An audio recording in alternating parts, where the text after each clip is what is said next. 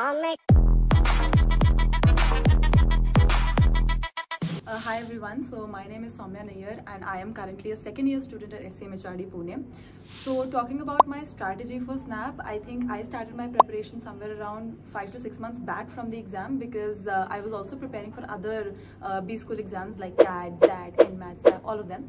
So I started my preparation initially for CAT, so a lot of my syllabus got covered by the time SNAP came. So after I gave my CAT, I realized that I have to push my focus towards SNAP and focus more on clearing that exam. So initially I had covered most of everything, and then I figured out whatever the important topics were with regards to SNAP, because there are a lot of topics which are not covered in CAT but they are covered in SNAP. Of course the level of difficulty varies, but it is important to cover those topics as well. So I started with those topics, whether it was verbal, whether it was LR, whether it was cons. So cons particularly was my weaker section. So initially for CAT as well I was focusing more on cons, and after CAT as well I was focusing more on cons. And for English again I was reading a lot, like everything. Each day I used to read.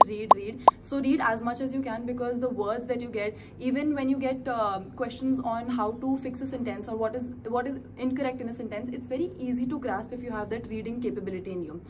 With regards to cons, I come from a BA background, so I did my undergrad in English and sociology. So cons was supposed to be my weaker section, but because it was weak and I knew that my weakness is there, so I prepped accordingly. So every day I used to focus more on cons and I used to solve questions with regards to SNAP's difficulty level.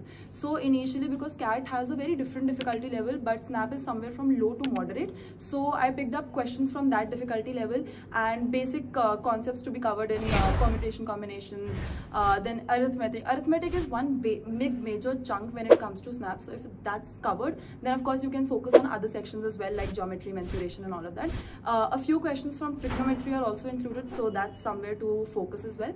Apart from that, coming to LR forms a major chunk of the SNAP paper, but if you keep practicing LR for a very long time, you'll start having fun with it. So that was my strategy, because I used to have a lot of fun in solving all of those questions. And LR is one section wherein if you solve one question, you'll probably be able to score marks for around 4 questions. So if you solve one set of seating arrangement, you can actually get answers for the next 4 questions as well.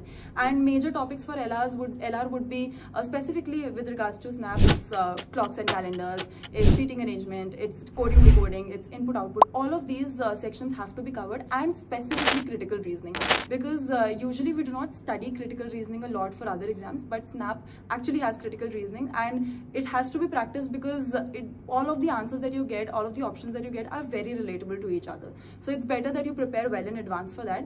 So yeah, and whenever the D-Day comes, you do not have to panic, relax, because we have been on that side and we understand.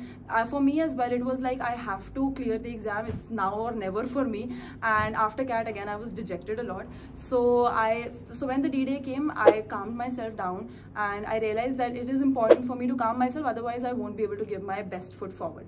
So it's very advisable for you to be calm and then give the exam. And I gave my exam. I scored a 98.5 percentile in my SNAP, and now I'm here at SCMHRD. And now, given that I am in my second year right now, so with regards to cracking SNAP and then coming to the college and being on this side of the table, the whole journey of MBA is very fun. So just stay focused, make sure you actually practice, you actually have your goal clear in your head. And after being done with my summer internship as well in my second year, I can say you have to be very rigorous. So from the prep, that is for SNAP, and then the GEPI VAT follows, and then you come to the campus. Everything has its own set of ups and downs, and you have to be prepared.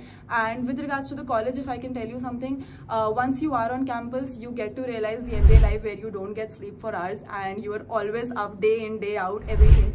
And with regards to the college, I think I'm very grateful, because with regards to my summer internship experience, it has been great, and the ROI is amazing. The placements at our college are stellar, so for which of course you can go through our placement records as well. And overall, I think MBA has been a very fulfilling journey, and I'm looking forward to the remaining time that I've left in my college. Thank you.